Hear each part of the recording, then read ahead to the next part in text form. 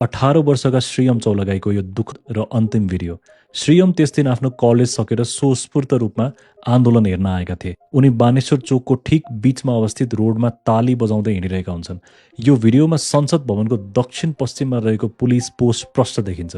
अर्थात् म्यापमा हेर्दा ठिक यहाँ छ संसद भवन, यो हो संसद भवन अगाडिको मुख्य गेट, यो हो बानेश्वर चोक र श्रीयम लगभग यही ठाउँमा थिए। अब मलाई भन्नुहोस्, यो भिडियोमा उनलाई कसैले घेरेर त्यहाँ लगेको जस्तो देखिन्छ, कसैले उनलाई उक्साएको जस्तो देखिन्छ। उनी त केवल ताली बजाउँदै आन्दोलनमा आफ्नै इच्छाले हिँडिरहेका थिए जब एक्कासी केपी ओलीको प्रशासनले उनलाई टाउकोमा गोली हान्छ। ओलीजी, तपाईले फेसबुकमा त झुटको खेती गर्नुभयो र मलाई थाहा छ तपाईले हाम्रो यो प्रश्नको उत्तर दिन सक्ने हैसियत राख्नु त हुन्न। तर पनि म सोध्छु, तपाईको कुन चाहिँ कानुनले भन्छ कि बानेश्वर चोकमा कोही बालक शान्तिपूर्ण रूपले हिँडिरहँदा उसलाई ताकेर गोली हान्नुपर्छ भनेर? अझ बानेश्वर छोड्नुहोस्, त्यस दिन तपाईको प्रशासनले नजिकै रहेको सिभिल हस्पिटलको इमर्जेन्सी भित्र छिरेर प्रदर्शन गर्न आएका युवाहरूलाई गोली र अश्रु ग्यास हानेका थिए। They have crossed their limits. Civil hospital भित्र उपचार गरिरहेको ठाउँमा बिरामी ट्रान्सफर गरिरहेको बेलामा ढोकामा आएर गोली हाने यिनीहरूले। हस्पिटलको इमर्जेन्सीमा अश्रु ग्यास र गोली हान्न मिल्छ भनेर तपाईले कुन कानुनले दियो? हिम्मत छ भने यसको जवाब हामीलाई दिनुहोला। अनि पक्नुस्, त्यस दिन गोली काठमाडौँमा संसद भवन आसपासमा त चलेको थिएन।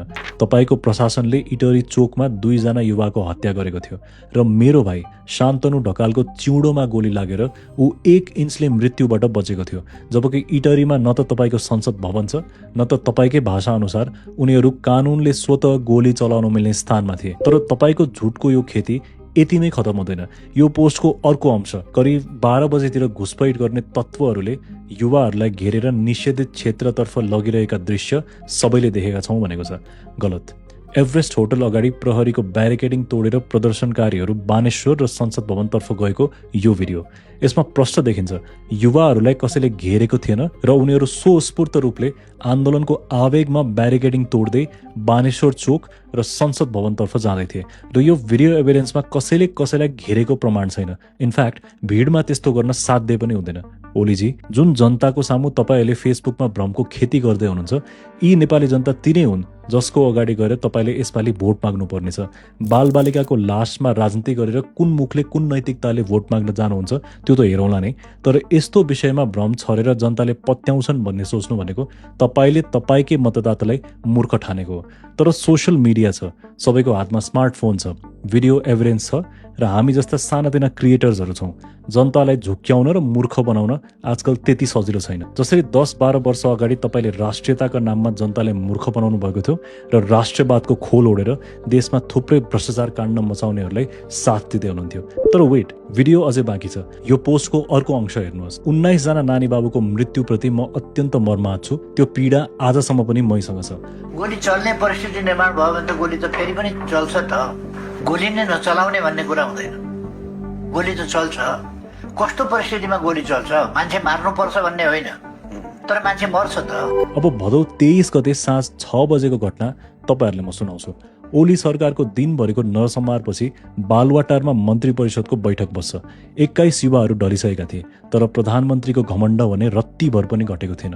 उनको हाउभाउ र बोलीचाली हेर्दा यो घटनाप्रति उनी खासै संवेदनशील देखिँदैनथे र कुनै पनि हालतमा उनले राजीनामा दिने सोच बनाएका थिएनन्। अरू त अरू, आम जनतासँग माफी माग्नु त परै जाओस्, गल्ती प्रहरी प्रशासनको हो भनेर उनी आफू उम्किन खोजिरहेका थिए।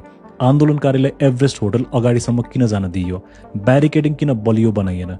ओली आफ्ना मन्त्रीहरूलाई यस्ता प्रश्न सोधिरहेका थिए।